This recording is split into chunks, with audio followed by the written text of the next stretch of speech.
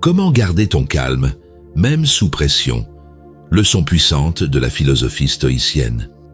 As-tu déjà ressenti l'impitoyable tourment d'un esprit agité qui refuse de se taire, même quand tu désires simplement goûter au calme? C'est oppressant. Les murs semblent se refermer sur toi, alors que tu tentes en vain d'étouffer ce tumulte intérieur.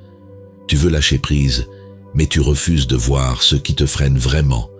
Dans le quotidien, au milieu de tes proches ou de tes collègues, tu te bats pour maintenir une façade de sérénité. Pourtant, en toi, une lutte sourde persiste. Et si ce n'était pas le tumulte de la vie, mais plutôt ton incapacité à entraîner ton esprit à rester calme qui te causait tant de souffrance? Peut-être est-il temps de réévaluer ce que tu crois savoir sur la paix intérieure. Je choisis le calme. Cette phrase simple peut être le début de ta transformation. Inscris-la en commentaire comme une promesse à toi-même. C'est le premier pas vers une maîtrise que tu n'as peut-être jamais vraiment connue. Bienvenue sur notre chaîne, le stoïcisme révélé. Ici, nous t'accompagnons vers une sérénité plus profonde. Comme l'a dit Sénèque, la tranquillité de l'âme est le but ultime.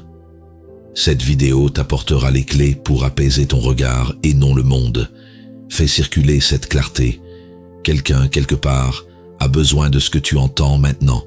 Abonne-toi, commente et partage pour que d'autres esprits trouvent aussi la paix. Alors entre, voici ce que tu dois entendre. Explorons la première clé, accueillir l'inconfort pour grandir. Tu veux être en paix, mais tu refuses d'entrer dans ce qui te dérange. Tu repousses le moindre frisson d'insécurité, comme s'il révélait une faiblesse que tu ne veux pas voir. Pourtant, c'est justement dans cet inconfort que tu pourrais devenir plus fort. Tant que tu cherches à éviter la douleur, elle te domine. Accueillir l'inconfort, c'est choisir de ne plus fuir ce que la vie te montre. Imagine-toi à ton bureau, en pleine réunion, une remarque te pique. Tu ressens cette bouffée de chaleur, ce pincement dans la poitrine. Tu veux répondre, corriger, prouver. Mais tu te retiens. Et dans ce silence forcé, l'inconfort grandit. C'est ici que tout se joue. Vas-tu t'enfuir intérieurement ou rester présent à ce malaise sans le juger? C'est ce choix-là qui t'élève. Cléante, successeur de Zénon, disait « Ce qui nous fait grandir est rarement ce qui nous plaît ». Il ne s'agissait pas d'un encouragement à la souffrance, mais d'un rappel que la croissance naît de ce que nous acceptons de traverser. L'inconfort devient alors un terrain d'exercice, une forge pour l'âme. Tu n'as pas besoin de tout accepter avec le sourire. Ce que tu peux faire, en revanche, c'est cesser de lutter contre ce qui est déjà là. En accueillant ce qui te dérange, tu ouvres un espace de transformation. C'est là, dans cette présence nue, que la clarté revient. L'inconfort n'est plus un obstacle, mais un passage. Pour avancer, tu dois cesser de croire que la paix viendra d'un monde sans heurts. Le monde ne changera pas pour te calmer, mais toi, tu peux changer de regard. Le stoïcisme t'enseigne à faire de chaque inconfort un entraînement, pas pour souffrir, mais pour te libérer. Musonius Rufus disait « Ce n'est pas la douleur qui est insupportable, mais notre refus de l'endurer. » En comprenant cela, tu récupères ton pouvoir. Tu n'es plus ballotté par les vents, tu les utilises pour avancer. Accueillir, ce n'est pas capituler, c'est t'asseoir dans la tempête sans vouloir l'arrêter.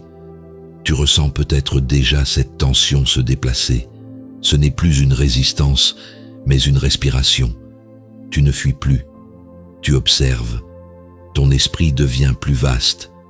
Et dans cette ouverture, quelque chose en toi s'apaise. Tu n'es pas en danger, tu es en train de grandir. Ce premier pas te prépare à la suite. Car maintenant que tu sais rester avec ce qui te dérange, tu peux apprendre à savourer ce qui est là, sans t'y perdre.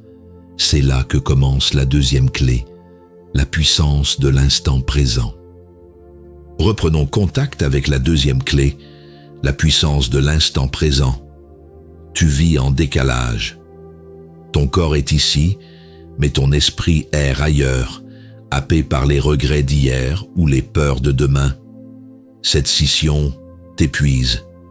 Tu n'es jamais vraiment là où tu es, toujours en train d'anticiper, de ruminer. de vouloir que les choses soient autres. L'instant présent, pourtant, est le seul lieu où la paix peut s'enraciner. Mais tu passes à côté chaque jour, sans même t'en rendre compte. Regarde-toi lors d'un repas en famille. Ton regard fixe l'écran de ton téléphone. Ton esprit pense à ce que tu n'as pas encore fait. Ou bien, tu marches dans la rue sans voir le ciel, les arbres, les visages. Tu n'habites pas ton propre moment. Et quand surgit une contrariété, ton esprit réagit dans l'urgence, sans ancrage.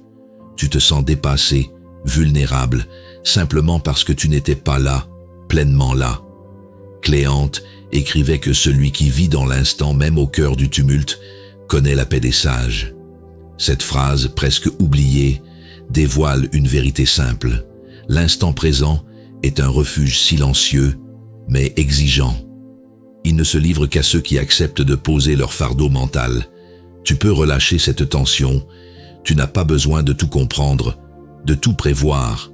En revenant à la respiration, au contact de tes mains, à ce que tu vois ici et maintenant, tu ouvres une brèche dans le vacarme. Ce n'est pas spectaculaire. C'est discret mais profond. Le présent ne te demande rien, sinon d'y être. Et c'est là que l'apaisement commence. Ce recentrage est une forme de discipline invisible.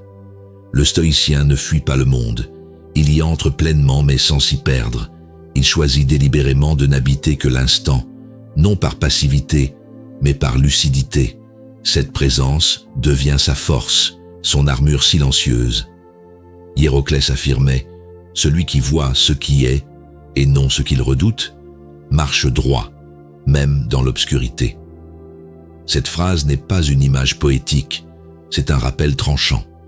Tant que tu vois le réel, sans le filtre de tes peurs, tu avances. Tu n'as plus besoin de tout contrôler car tu es là et cela suffit. Imagine-toi au travail, confronté à une remarque sèche d'un collègue. Plutôt que de te projeter dans des scénarios ou de ruminer, tu restes dans l'instant. Tu écoutes, tu respires, tu discernes. Tu ne réagis pas, tu choisis ta réponse. Cela change tout. Tu n'es plus esclave de ce qui t'atteint. Tu es maître de ton ancrage. Ce recentrage ouvre la voie vers la prochaine clé.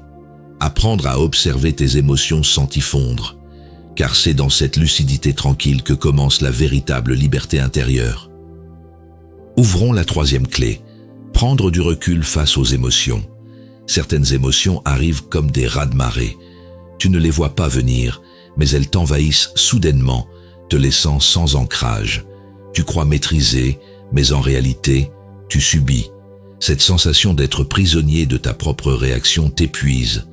Tu voudrais rester lucide, mais ton esprit vacille à chaque vague intérieure. Tu es là, dans cette réunion où une remarque t'a blessé. Tu souris, tu hoches la tête, mais en toi, ça boue. Le reste de la journée devient flou, comme si une seule émotion avait pris possession de ton corps entier. Tu rumines, tu rejoues la scène, incapable de prendre le moindre recul. Tu ne vis plus la situation, tu la subis encore et encore. Cléante écrivait « Ce n'est pas la douleur qui trouble l'homme, mais sa représentation de la douleur. » Ce renversement est décisif. Ce ne sont pas les émotions en elles-mêmes qui te dominent, mais les jugements que tu portes sur elles. En cessant de croire que tu dois obligatoirement leur obéir, tu ouvres un espace de liberté. L'émotion devient un signal, non un maître. Tu commences à comprendre que tu n'es pas l'émotion. Tu l'accueilles, tu l'observes, mais tu ne t'y noies plus. Ce léger déplacement dans ta conscience change tout.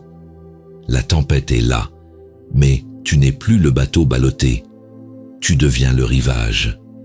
Et dans ce calme retrouvé, tu peux enfin choisir ta réponse. Tu apprends à suspendre ton jugement, à créer une distance intérieure. C'est ici que naît la sagesse stoïcienne, dans cette capacité à ne pas confondre ce que tu ressens avec ce que tu es. Chaque émotion devient alors une occasion d'entraînement. Tu ne refuses plus ce qui t'habite, tu l'éduques. Hiéroclès affirmait « Celui qui regarde ses émotions comme des visiteurs et non comme des hôtes Commence à vivre en philosophe. Tu ne leur construis plus de demeure. Tu les laisses passer sans t'identifier à elles. Le calme ne réside pas dans l'éradication des émotions, mais dans leur juste mise à distance. Tu redeviens souverain en toi. En intégrant cette pratique, tu cesses de réagir mécaniquement. Ton collègue peut s'énerver, ton partenaire peut te blesser, mais tu ne t'effondres pas. Tu regardes, tu entends, mais tu restes ancré. Cette lucidité crée une paix active, une présence tranquille. Ce n'est pas le monde qui change, c'est ton regard. Écris-le si tu veux t'en libérer. Je ne suis pas ce que je ressens. Ce détachement intérieur prépare la clé suivante. Car pour ressentir de la gratitude, encore faut-il avoir dégagé l'espace nécessaire en soi. Retrouvons l'essence de la 4e clé, l'importance de la gratitude. Tu ressens parfois cette sensation lourde, comme si tout ce qui t'arrive était une injustice. Les contrariétés s'accumulent et ton esprit s'attarde sur ce qui manque, ce qui blesse, ce qui échappe. Dans ce paysage mental saturé de manque, la gratitude semble étrangère, presque absurde. Pourtant, c'est précisément dans ces instants sombres qu'elle révèle sa force. Non pas un simple élan positif, mais un retournement intérieur puissant. Imagine-toi un matin ordinaire. Tu renverses ton café, ton téléphone sonne sans cesse, un collègue t'adresse une remarque sèche. Ton souffle se raccourcit, ton regard se crispe, tu sens monter la colère. Dans ce décor banal, ton esprit se braque sur ce qui ne va pas. Et si, au lieu de ruminer, tu t'arrêtais une seconde pour reconnaître ce qui, malgré tout, t'est offert? Un rayon de soleil sur ta peau, un message bienveillant, un corps qui fonctionne. Ce basculement change tout.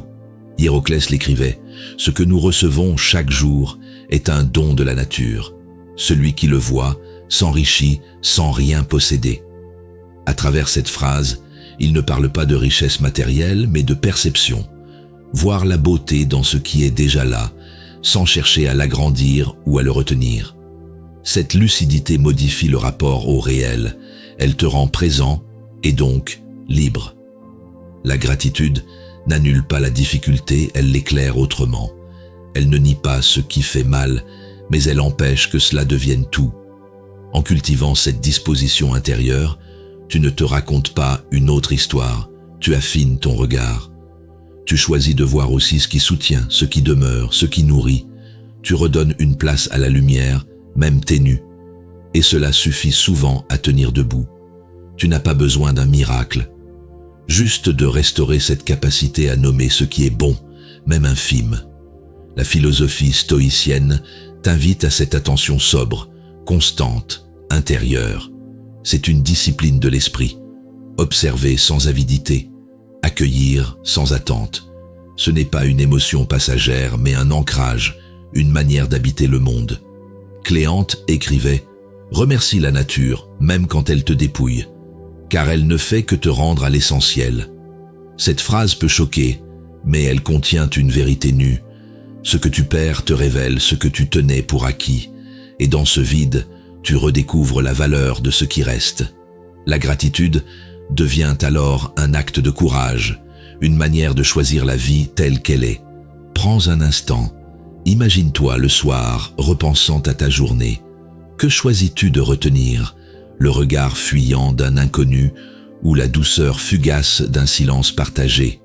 Ce choix t'appartient. Il ne transforme pas le monde, mais il transforme ton lien au monde. Tu ne subis plus, tu participes, tu reconnais. Et cette reconnaissance est déjà une paix. Prépare-toi à aller plus loin, car après avoir vu ce qui t'est donné, tu vas apprendre à te montrer tel que tu es. Le prochain chapitre t'invite à explorer une vérité peu confortable, mais puissante. Ta vulnérabilité n'est pas une faiblesse, elle est ta plus grande force. Posons un regard neuf sur la 5e clé. La vulnérabilité comme force. Tu t'es peut-être convaincu que montrer tes failles te rend faible, que l'aveu d'un doute, d'un échec ou d'un manque t'expose à la moquerie ou au rejet. Alors, tu portes ce masque solide, résistant, inébranlable. Mais sous cette armure, c'est l'épuisement qui s'installe. La vulnérabilité, quand elle est réprimée, devient une tension constante, un verrou qui t'empêche d'aimer, de créer, de respirer librement. Imagine ce moment où tu dois annoncer à ton équipe que tu as commis une erreur. Ton cœur bat plus fort, tes mains sont moites, ton esprit cherche une échappatoire. Tu préfères détourner, minimiser, dissimuler. Pourtant, au fond, tu sais que cette fuite t'éloigne de toi-même. Ce silence entretient une distance sourde entre toi et les autres, une séparation invisible mais bien réelle. Cléante a écrit « Celui qui n'ose pas exposer ses blessures ne guérira jamais ». Par ces mots, il nous ramène à l'essentiel. Reconnaître nos fragilités, ce n'est pas capituler, c'est s'ouvrir à la transformation. La force ne réside pas dans la dureté, mais dans la capacité à s'exposer sans se perdre. Ce dévoilement lucide est un acte de courage, non de faiblesse. Tu n'as pas besoin de tout dire à tout le monde, mais tu peux apprendre à ne plus fuir ce qui tremble en toi. La vulnérabilité accepte ce qui est, sans maquiller ni amplifier. Elle t'allège. Elle désamorce la peur du regard des autres, car tu ne t'y agrippes plus. Et dans cette brèche, une paix inattendue peut surgir. Le stoïcisme ne t'invite pas à te blinder, mais à faire de chaque faille une fenêtre. Ce à quoi tu résistes s'enracine. Ce que tu regardes en face se transforme. En accueillant ta vulnérabilité, tu ne deviens pas fragile, tu deviens vrai. Et dans cette vérité, il y a une force tranquille que rien ne peut ébranler. Héraclès l'a formulé avec justesse. L'homme sage n'a pas peur d'être vu tel qu'il est, car il sait que la nature ne donne rien en vain. Cette phrase libère. Elle t'autorise à cesser le combat contre toi-même. Ta vulnérabilité n'est pas une erreur de fabrication. Elle est ton humanité nue, et donc ta part la plus puissante. Lorsque tu oses dire « je ne sais pas, j'ai mal, je doute », tu t'ouvres à l'autre d'une manière que la façade ne permet jamais, et cet espace de contact sincère apaise. Il n'y a plus rien à défendre, plus besoin de lutter pour exister. Tu es là, simplement, et cela suffit. C'est là que commence la véritable maîtrise de soi. Ce regard neuf sur la vulnérabilité prépare le terrain pour la discipline de l'esprit, car une fois que tu n'as plus besoin de jouer un rôle, tu peux enfin entraîner ton esprit à être pleinement présent, sans masque, sans fuite. Franchissons la 6e clé, la discipline de l'esprit. La turbulence intérieure n'est pas toujours déclenchée par un événement extérieur. Souvent, c'est ton propre esprit qui devient le théâtre d'un vacarme incessant, une révolte silencieuse contre ce que tu crois devoir contrôler. Tout semble exiger ton attention. Les obligations, les pensées parasites, les peurs que tu refuses de nommer. Et pourtant, tu sais que ce tumulte ne t'a jamais apaisé. Tu ressens profondément ce besoin de silence, non pas autour de toi, mais en toi. Quand tu t'assois quelques minutes dans ton salon, téléphone à la main, incapable de rester immobile sans distraction, c'est là que se révèle la dispersion. Au travail, tu passes d'un onglet à l'autre, incapable de te concentrer plus de quelques minutes. Même dans les discussions avec un proche, ton esprit s'échappe, happé par des pensées que tu ne maîtrises plus. Tu ne fuis pas le monde, tu fuis l'agitation que tu n'as pas encore appris à domestiquer. Cléante écrivait « Diriger son esprit, c'est redresser l'univers dans sa propre poitrine ». Cette phrase n'éclaire pas une technique, mais une posture intérieure. Elle te rappelle que ta paix n'est pas une faveur du monde, mais une discipline de regard. C'est en choisissant ce à quoi tu accordes ton attention que tu reprends ta souveraineté. L'indiscipline mentale, elle, te condamne à subir chaque agitation comme une vérité. Ce n'est pas ton incapacité qui t'oppresse, mais ton oubli que tu peux choisir. Tu crois devoir tout écouter, tout gérer, tout anticiper, mais cette croyance n'est pas neutre, elle t'use. La discipline de l'esprit ne commence pas dans l'effort, mais dans un renoncement, celui de répondre à chaque appel intérieur. C'est un retour à l'essentiel, à ce qui compte vraiment. Comment cela? Dans le silence entre deux pensées, La pratique stoïcienne est une ascèse intérieure. Elle ne t'invite pas à bloquer tes pensées, mais à les laisser passer sans t'y attacher. Tu peux noter ce qui surgit sans t'y accrocher.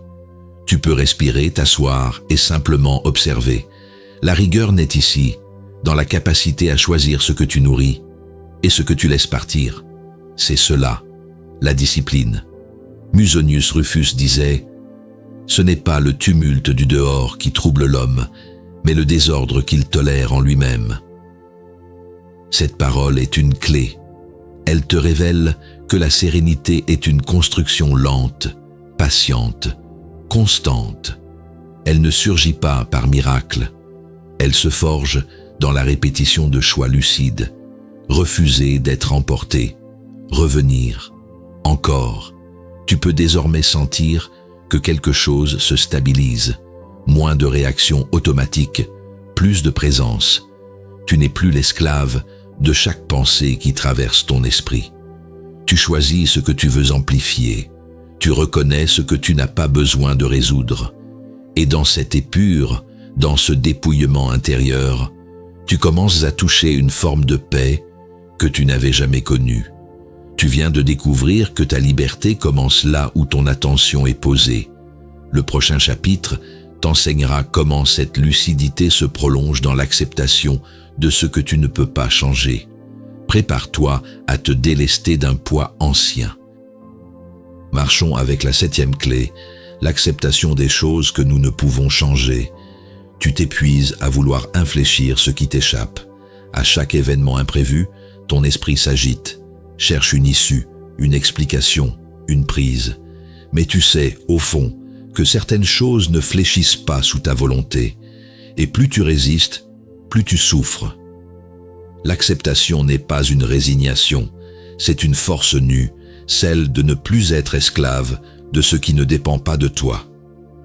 Pense à ce moment où quelqu'un t'a blessé sans raison.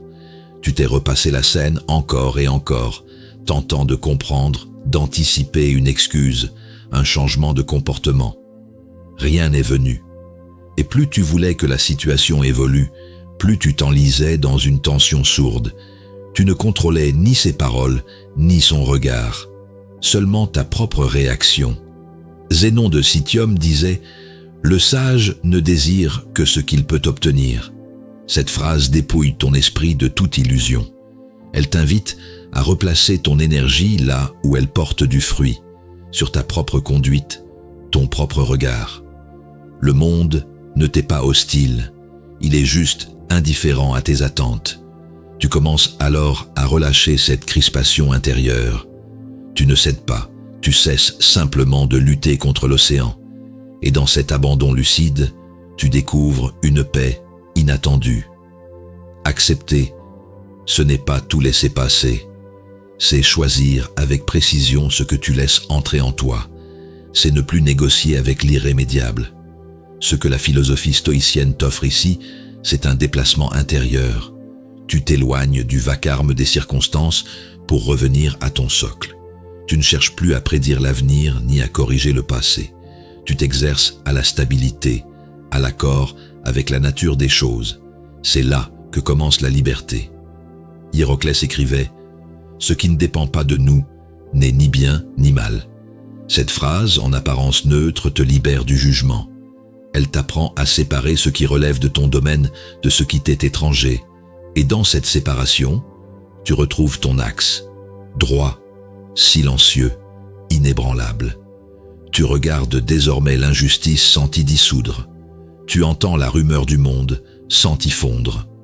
Dans ton quotidien, tu peux respirer face à un refus, un retard, une perte, sans te contracter.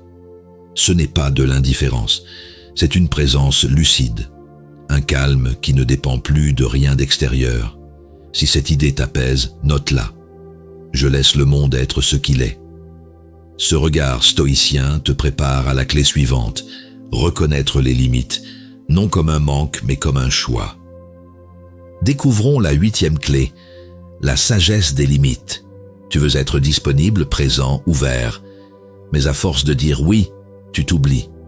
Tu t'étires au-delà de ce que ton esprit peut contenir jusqu'à ne plus sentir que la fatigue et l'agacement. La sagesse des limites ne consiste pas à s'éloigner du monde, mais à tracer le contour de ta paix. Sans cette frontière intérieure, tout te traverse, tout t'épuise. Imagine cette scène. Un collègue te sollicite encore pour une tâche de dernière minute. Tu acceptes, bien sûr. Tu veux aider, tu veux être apprécié, mais 1 heure plus tard, tu t'en veux. Tu repousses ton propre travail, tu t'éloignes de ce qui comptait vraiment. Ce n'est pas de la générosité, c'est une fuite. Et tu le sais. Cléante, disciple de Zénon, disait « Le sage est celui qui connaît la mesure de ce qu'il accorde. » Il ne s'agit pas de se refermer, mais de discerner. Tes ressources sont précieuses. Les offrir sans choix, c'est les gaspiller. Cette citation te rappelle que poser une limite n'est pas un refus à l'autre, c'est un oui à toi-même. Tu n'es pas égoïste parce que tu préserves ton calme. Tu es lucide.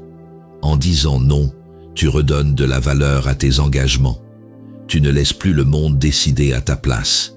Et cette reprise de souveraineté est douce, silencieuse, mais puissante. Elle transforme ton rapport à l'extérieur, sans heurts, sans justification. Tu peux commencer par écouter ton corps. Quand tu acceptes à contre-cœur, où ressens-tu la tension? Cette voix intérieure qui dit « ce n'est pas juste » est déjà une limite. Le stoïcisme t'apprend à l'entendre, à l'honorer. Il ne suffit plus de supporter, il faut choisir ce que tu laisses entrer. Hiéroclès écrivait « Celui qui trace une limite entre lui et le monde n'est pas moins aimant, mais plus libre. » Il ne s'agit pas de t'éloigner, mais de te situer. L'autre demeure, mais tu ne t'effaces plus. Tu occupes ta place, sans excès, sans retrait. Cette distance ajustée est la forme la plus pure de calme. En te respectant ainsi, tu deviens plus clair, plus fiable. Tes oui ont du poids, tes non ont du sens. Dans ta famille, on sent que tu es là, mais plus dispersé. Au travail, on ne t'impose plus ce que tu n'as pas choisi. L'espace que tu crées devient un refuge, autant pour toi que pour ceux qui t'entourent. La clé suivante t'invite à aller plus loin encore, au-delà du regard des autres, vers la liberté intérieure que procure l'absence de jugement. Avançons à travers la 9e clé, se libérer des jugements. Tu crois observer le monde avec lucidité, mais ce que tu vois n'est qu'un reflet de tes jugements. Dès que tu étiquettes un geste, un mot, un visage, tu enfermes la réalité dans une grille rigide. Cette habitude t'épuise. Elle colore ton quotidien d'interprétation, de comparaison, d'attente, et tu t'étonnes d'être envahi par l'agitation alors que ton esprit commande sans relâche ce qui est. Imagine-toi entrant dans une pièce, quelqu'un ne te salue pas. Immédiatement, ta pensée bondit, il m'ignore, je ne suis pas respecté. En quelques secondes, ton humeur bascule, ton corps se tend. Ce n'est pas le fait brut qui te blesse, mais ce que tu y projettes. Tu transformes une simple absence de geste en blessure personnelle, sans même t'en rendre compte. Cléante a écrit « Ce n'est pas ce que nous voyons qui nous trouble, mais ce que nous croyons savoir de ce que nous voyons. » Cette phrase tranche dans le tissu de tes certitudes. Le jugement vient de toi, pas de l'événement. Il est ton filtre, non la réalité. En t'en souvenant, tu peux commencer à desserrer l'étau. Tu n'es pas obligé de croire ce que tu penses. Cette simple prise de conscience ouvre une brèche. Tu peux voir un comportement sans le qualifier, entendre une critique sans y coller une blessure. Tu peux faire le choix de suspendre ton évaluation et observer ce que cela change en toi. Le silence intérieur se fait plus clair. Tu retrouves l'espace en toi. Pour le stoïcien, tout commence par la représentation. Ce que tu juges n'est qu'une image, pas la chose elle-même. En cessant de t'y identifier, tu redeviens maître de ton regard. Laisser tomber un jugement, c'est cesser de te faire violence. C'est renoncer à vouloir que le monde se plie à ton opinion. Hiéroclès disait « Nous ne sommes blessés que par les formes que notre esprit donne aux choses. » Il n'y a pas d'insulte dans un mot, pas de rejet dans un silence, pas d'humiliation dans un regard. Il n'y a que ce que tu y projettes. Cette phrase est une clé. Elle ouvre la voie à la paix par dépouillement. En appliquant cela, tu te surprends à respirer plus librement. Au travail, les remarques glissent sans s'imprimer. En famille, tu entends sans interpréter. Tu ne cherches plus constamment à être compris, aimé, validé. Tu regardes, tu accueilles, tu choisis de ne pas t'enliser dans les constructions mentales. C'est un soulagement profond, une liberté intime. Écris-le si tu veux t'en libérer. Je n'ai plus besoin d'avoir raison. Ce lâcher-prise prépare le terrain pour la 10e clé. Poser une intention claire. Lorsque les jugements tombent, l'esprit devient disponible. Ce vide fertile est le berceau de la direction intérieure. Redonnons vie à la 10e clé, le pouvoir de l'intention. Tu veux la paix, mais ton esprit erre sans direction. Chaque jour se lève sur des pensées éparses, des actions mécaniques, des décisions prises dans le flou. Tu avances, mais sans boussole, et dans ce mouvement sans cap, tu t'épuises. Le calme ne naît pas du hasard, il s'enracine dans un choix délibéré. Poser une intention claire, lucide, souveraine. Imagine-toi au petit matin, les yeux encore lourds, un café à la main. Tu ouvres ton téléphone, tu scrolles, tu replies l'agenda de ta journée, tu réponds à un message, puis un autre. Tu es déjà emporté, et sans même t'en rendre compte, tu n'as pas choisi comment tu voulais vivre cette journée. Ton calme s'est dissous dans l'oubli d'un simple acte, décidé intérieurement. Cléante, successeur de Zénon, disait « L'esprit sans direction est une mer sans rivage ». Cette phrase, oubliée des modernes, contient un secret. Elle te rappelle que ton agitation ne vient pas toujours des événements, mais de l'absence d'intention qui les précède. En ne posant pas ton regard avant d'agir, tu laisses le monde t'imposer le sien. Tu n'as pas besoin de planifier chaque heure, tu as besoin d'un axe, une orientation simple, claire, enracinée dans ce que tu veux vraiment incarner. L'intention n'est pas un objectif, c'est une posture intérieure. Elle te permet de filtrer le bruit, de recentrer ton énergie, de redevenir auteur de ta journée. Et dans cette reprise silencieuse, le calme revient. Commence par une phrase, une seule, au réveil. Aujourd'hui, je choisis la clarté, ou je veux être solide, même dans le doute. Cette répétition t'ancre, elle reprogramme ton esprit. Sans elle, tu retombes dans la dispersion. Avec elle, tu deviens un canal. L'intention devient alors une discipline douce mais puissante. Zénon enseignait à ses disciples que le sage agit comme l'archer vise. Il ne lâche pas la flèche sans avoir visé le centre. Cette image n'est pas une métaphore, elle est une invitation. Chaque matin, tu peux viser, et même si la flèche dévie, tu sauras pourquoi tu l'as tirée. L'intention te libère du hasard, elle te rend présent à ton propre mouvement. Tu ressens déjà la différence, tu n'es plus en réaction, tu es en chemin. Tu ne laisses plus les circonstances définir ton humeur. Tu choisis ton axe, quoi qu'il arrive. Même au cœur d'une tension, tu reviens à cette graine silencieuse que tu as plantée dès l'aube. Elle te rappelle ce que tu es venu incarner, et cela suffit à te redresser. Le calme n'est pas une absence de bruit, c'est une décision intime, répétée chaque jour. Dans le chapitre suivant, tu verras comment cette intention gagne en puissance lorsqu'elle s'allie à la pratique de la gratitude. Car c'est en reconnaissant ce qui est déjà là que tu sécurises ce que tu veux devenir.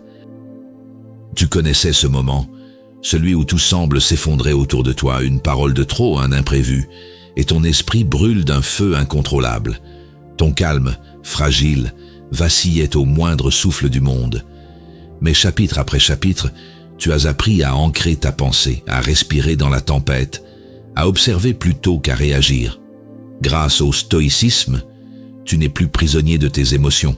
Tu les vois passer comme des nuages et tu restes le ciel. Maintenant, il y a en toi un espace que rien ne peut envahir, même dans le chaos. Tu marches avec moins de bruit intérieur, tes gestes sont plus sûrs, ton regard plus posé. Ce calme que tu cherchais à l'extérieur tu l'as trouvé en toi, comme un feu doux qui ne s'éteint plus. Et dans ce silence retrouvé, tu apprends à choisir la paix sans renoncer à la force. Le stoïcien Hécaton disait « Ce n'est pas par la fuite que l'on se sauve, mais par l'entraînement de l'âme. » Tu ne te sauves plus du monde, tu y entres, armé de ta paix. Une remarque blessante, un retard, une injustice. Désormais, tu les accueilles comme des épreuves d'entraînement, des sollicitations de ton calme. Tu ne réagis plus, tu réponds lentement, avec clarté. Si cette voix résonne en toi, abonne-toi pour continuer d'avancer en silence, avec nous, sur notre chaîne Le Stoïcisme Révélé. Laisse un signe discret sous cette vidéo, un like, un mot en commentaire ou un souffle partagé à quelqu'un qui cherche encore la paix. Chaque geste posé ici est une pierre sur ton propre chemin. Certains vivent dans la peur de la tempête, d'autres apprennent à écouter le vent.